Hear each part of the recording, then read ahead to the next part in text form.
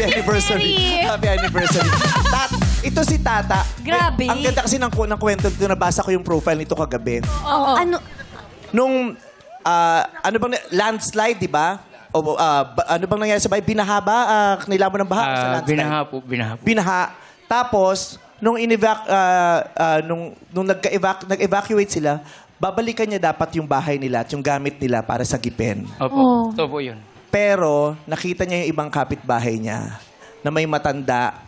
Sinagip muna niya yung ibang kapitbahay bago niya sagipin yung sarili niyang ari-arian. Opo, totoo po yun. Kaya hindi niya na nasagip. Ang nangyari po kasi noon, papunta po ako ng bahay po namin. Tapos din po, sabi ko, kukunin ko yung mga gamit ko, itataas ko po sana. Sa second floor. Ngayon, sabi ko sa kasama ko, pre, umalis na kayo kasi yung tubig, malaki na eh. Sabi ko, Aabutin na. oh, sabi niya sa akin, pre, yung gamit mo, sabi ko, gamit lang yan, nakukuha lang natin yan. Kundi, sabi ko sa kanya, yung gamit lang po yan, makukuha lang yan. Pero yung buhay ng isang tao, hindi mo na maibabalik yan. Kaya ang ginawa ko po, yung time na Naka-wheelchair yan. ba yung kapitbahay niyo? Opo, naka-wheelchair po. Si Rosa Beraldi. Yun po yung pangalan ng matanda. Sinagip niya muna yung matandang naka-wheelchair. Opo. Inilikas niya muna yon bago yung mga gamit nila at ari-arian. Kaya nung nailikas niya, pagbalik niya, wala na yung gamit niya. Wala na po kung naabutan. Tapos po yung hanggang dito sa dibdib na po yung tubig, nakita ko po yung aso. Nandun po sa may nakalublob po yung ulo niya kasi yung kadena po niya hanggang po doon sa baba. Sinagip mo din yung... Ngayon, kinuha ko po yung asong yun. Don't forget your pets, guys. Yun po ang ginawa ko. Diba? Nakakahanga. Marami pa rin talaga tayong mabubuting kaluluwa ng mga kapamilya, ng mga kalahi.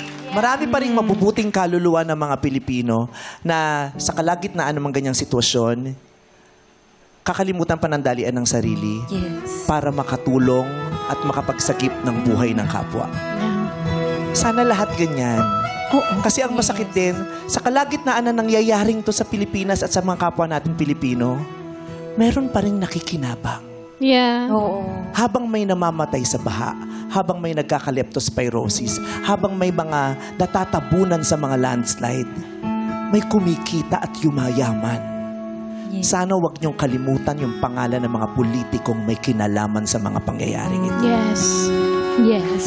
Bilang pagbibigay ng hustisya natin sa ating mga kababayan Yes. na talaga namang ninakawan ng hustisya sa buhay. Yes. Mabuhay ka, napagkaitan ka man ng hustisya sa Pilipinas pero hindi ka pagkakaitan ng hustisya ng Diyos. Nakita ng Panginoon kung anong Salamat ginawa mo at siguradong ipagpapalain ka. Salamat God po. bless you. Amen. Salamat po. Amen. Salamat po. Thank you, Tata, for being Kuya Tata, for being an everyday hero. Yeah. Salamat po. Siya ang totoong bayani. Si Tata. Iba pa rin talaga ang nagagawa ng kabutihan. Kasi sinishare mo yun sa marami. Hanggang sana marami maging mabuti at huwag maging makasarili. Di ba? Yung mga mahihirap nating kababayan, sinasagip nila ang buhay ng kapwa. Pero habang may nananagip ng buhay, meron ding nagdala sa atin sa ganyang kapahamakan.